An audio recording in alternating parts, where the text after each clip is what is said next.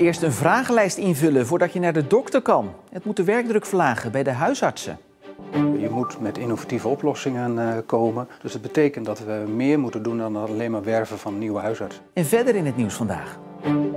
Vinvis is aangevaren bij Spanje en met de trein terug in de tijd.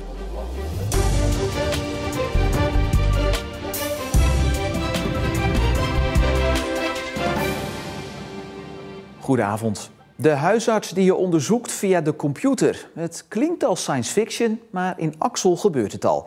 Daar loopt een proef met digitale consulten. Het moet helpen om de werkdruk bij overbelaste Zeeuwse huisartsen te verlagen. En het kan een oplossing zijn voor het huisartsentekort. Via een online vragenformulier wordt bepaald of je naar de praktijk moet komen of dat de huisarts je bijvoorbeeld via beeldbellen te woord kan staan. Digitale triage heet dat dan. En deze huisarts in Axel is enthousiast. Ik ben daar echt heel positief over en ik geloof ook dat we als huisartspraktijken veel meer digitaal moeten kunnen gaan doen. Het is toch een beetje de toekomst. De vragen die je in moet vullen zijn dezelfde die de huisarts je aan de telefoon of in de spreekkamer zou stellen, maar dan zonder dat je eerst in de wacht moet hangen bij de assistent tot je aan de beurt bent. 'S Morgens is de telefoon vaak heel druk met iedereen die belt met zijn vragen en die langs wil komen. Dus dat scheelt. Het scheelt ook mij in tijd, want ik hoef de patiënt niet te zien. Dat is mijn kant. De kant van de patiënt hoeft hier niet mee heen te komen. En die denkt af en toe, ik heb een hele aardige dokter, maar ik hoef hem vandaag niet zo nodig te zien. Dus die kan gewoon even een vraag stellen digitaal. En die krijgt ook dezelfde dag van die huisarts antwoord. De proef wordt ondersteund door de grootste zorgverzekeraar van Zeeland, CZ.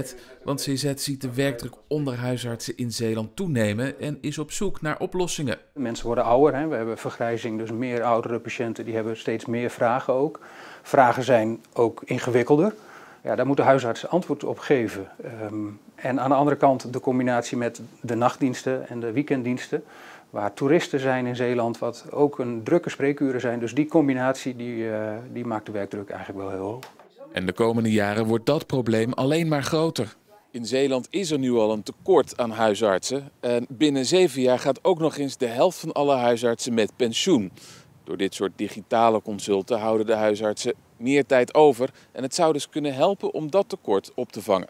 Het betekent dat we meer moeten doen dan alleen maar werven van nieuwe huisartsen. Je moet met innovatieve oplossingen komen. En de online triage, digitalisering, is een van de vormen die een innovatieve oplossing is voor het probleem. Als deze proef een succes blijkt, is het dan ook de bedoeling dat er meer huisartsen gebruik van gaan maken. Als ik nu zie hoe goed het loopt en ik verwacht dat het nog steeds beter gaat lopen, dan zie ik ook echt wel mogelijkheid. Want ik denk voor alle huisartsen is het gewoon een hele fijne manier om mee te gaan werken. En met name ook voor de patiënt. Dus gewoon een extra service die je biedt. De vinvis die vorige week bij aankomst van een zeeschip in Terneuzen op de boeg werd gevonden, heeft daar vermoedelijk 3 tot 4 dagen gelegen. Dat blijkt uit onderzoek van de Universiteit Utrecht die het kadaver heeft onderzocht. Vermoedelijk is het dier in de Golf van Biscayen bij Spanje aangevaren. Verder is bekend geworden dat het dier last had van een nierontsteking. En op basis van een grote onderhuidse bloeding concluderen de onderzoekers dan weer dat het dier nog leefde toen het werd aangevaren en dat de aanvaring dus fataal is geworden. Van de ruim 39.000 nieuwe huizen die in het eerste helft van het jaar zijn gebouwd, staan er 355 in Zeeland. Dat is minder dan 1%. Zeeland heeft daarmee van alle provincies de minste huizen gebouwd. Ook verhoudingsgewijs naar inwoneraantal. Als wij een goede situatie willen krijgen van vraag en aanbod, dan denk ik toch wel dat wij in Zeeland jaarlijks minimaal 2500 nieuwbouwwoningen moeten realiseren. Door allerlei regels en onderzoeken wordt volgens Van Hoeven het bouwproces ook nog eens enorm vertraagd. Het is niet zo dat het is dat de gemeente het niet wil of de provincie het niet wil, absoluut wel. Het is een nationale politiek en dat vertraagt enorm. In Middelburg en Vlissingen zijn tot nu toe de meeste huizen gebouwd, rond de 100. In Tolen, Sluis en Hulst werden er zelfs meer huizen gesloopt dan gebouwd. Buitenlandse zeevarenden zouden in de havens van Vlissingen en Terneuzen een coronavaccin moeten kunnen krijgen. Dat vinden de CDA-fracties in Vlissingen, Borselen en Terneuzen. In de haven van Gent en Rotterdam kunnen buitenlandse zeevarenden wel worden gevaccineerd. De GGD zou aan het CDA hebben laten weten wel mee te willen werken aan het idee, maar dat de minister daar toestemming voor moet geven. De fracties vragen nu aan hun gemeentes om druk te zetten op het ministerie van Volksgezondheid. En de FNV eist excuses van de Zeeuwse gemeente vanwege het afscheidscadeau dat zij de medewerkers van het inmiddels overgenomen Intervens hebben gegeven. Want alle medewerkers hebben namelijk een chocoladereep als bedankje gekregen en dat voelt als een belediging. De FNV vindt dat medewerkers en cliënten veel schade hebben geleden door het mismanagement van de gemeente die de stekker uit de organisatie trokken. De vakbond wil minimaal een gesprek met oprechte excuses. De medewerkers hebben de chocoladerepen inmiddels gedoneerd aan de voedselbank. De moeder van de vermoorde Ischelle van der Velde uit Oostburg is bezig met een boek over haar ervaringen. Ze heeft een stichting opgericht waarmee ze geld wil ophalen om dat boek uit te geven en lotgenoten te helpen. Er is tot nu toe bijna 1700 euro opgehaald. De moeder van Ischelle zegt het boek te schrijven voor haar eigen verwerkingsproces en als troost en leidraad voor lotgenoten. Haar dochter verdween in december vorig jaar en werd 2 maanden later dood teruggevonden. Een 45-jarige vrouw wordt verdacht van de moord. Dementerende ouderen in Goes kunnen de komende maand genieten van een ritje in de trein. Een reizende coupé die in het verpleeghuis is gezet, brengt ze terug in de tijd. En leuk. Dat was al heel lang geleden. Waar dacht u bijvoorbeeld net aan toen u in de trein zat? Ja, ik dacht eigenlijk, tjong, wat is Zeeland toch groen. En in de auto heb je daar, ja, let je daar niet zo op. En je praat onder elkaar. En nu was ik dus, had ik alle tijd. Het is een project van de NS samen met Alzheimer Nederland. De coupé reist het hele land door en staat telkens een maand lang bij één verzorgingshuis. En hier in Goes zijn ze er blij mee. Er komen mooie verhalen, echt verhalen van vroeger. Dus dat ze echt even terug in de tijd gaan en het even herbeleven. En dan heb je ook weer gelijk mooie gesprekstof. Nieuw in Zeeland is dat er een geur is toegevoegd aan de beleving. Het is de zeelucht, dus dat kan ook herinneringen met zich meebrengen. Ja, lekker. Ja, heel lekker. Ja, en de ouderen kunnen er nog wel even van genieten, want de coupé verhuist pas volgende maand naar een verpleeghuis in Roosendaal.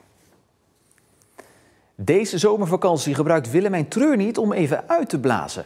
Vorige maand nam ze na bijna 12 jaar afscheid van de Middelburgse gemeenteraad.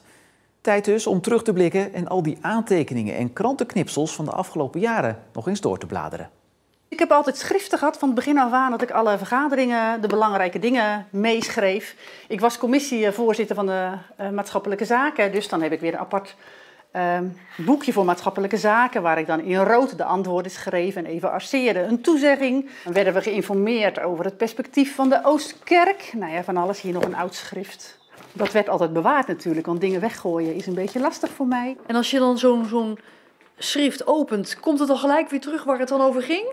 Nou, ik zag net die schrift met die opleiding en dacht ik van, oh ja, ik heb met hun toen in een opleiding gezeten. En ik, oh ja, wat leuk, nou deze.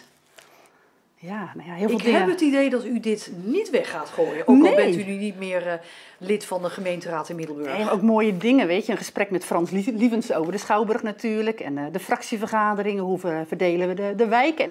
Dus dat is ook wel heel leuk. Want u stond ook nog in de finale van de wedstrijd beste gemeenteraadslid van Nederland. Ja, in 2018. En heel hoog geëindigd, hè? Ja, we waren echt met z'n 4 in de finale. Iemand uit Amsterdam heeft toen gewonnen. Ja, was ook mooi om te doen. Willemien Treurniet, jarenlang bevlogen gemeenteraadslid voor de ChristenUnie in Middelburg, hield er voor deze zomervakantie gedesillusioneerd mee op. Volgens haar was geld in het bestuur van de stad vaak belangrijker dan mensen. Het was voor haar gevoel een gevecht tegen de bierkaai geworden. Was het een kwestie van tegen een burn-out aan zitten, opgebrand zijn? Nou, ik denk als ik doorgegaan was dat ik daar best terecht had kunnen komen, ja. Nou is natuurlijk een beetje een kritisch punt. Op het moment dat je opstapt, dan kun je de mensen helemaal niet meer helpen. Nee, maar ik denk als ik was blijven zitten had ik ze ook niet kunnen helpen. En nou ja, Arjan, mijn opvolger, die heeft gewoon zin om het te gaan doen. Die kan er weer met volle kracht en volle energie tegenaan. Dus dat is gewoon een heel mooi punt. Hij kan er weer vol in en ik kan ermee stoppen. Ja, u bent dus nu gestopt. Hoe voelt dat? Ja, echt heerlijk. Het zijn vooral de lege avonden en niet de verplichtingen dat je al weet van joh, na de zomervakantie zijn dit de avonden die ik sowieso geblokt heb staan. Ik heb de avonden nog wel allemaal in mijn agenda staan, maar als ik dan mijn agenda doorblader, dan denk ik van oh heerlijk, dat hoeft allemaal niet meer.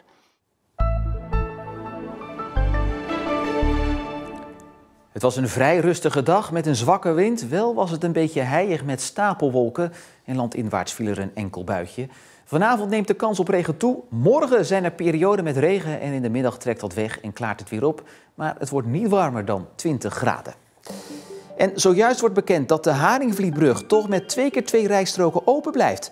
Dat heeft de minister aan een brief aan de Tweede Kamer geschreven. Deze maand beginnen namelijk werkzaamheden aan de brug die 2 jaar duren. Daarbij zou eerst maar 1 rijstrook open blijven voor beide richtingen. Meer hierover straks op onze website. En daarmee zijn we ook aan het einde gekomen van Zeeland Nu voor vandaag. Nog een goede avond.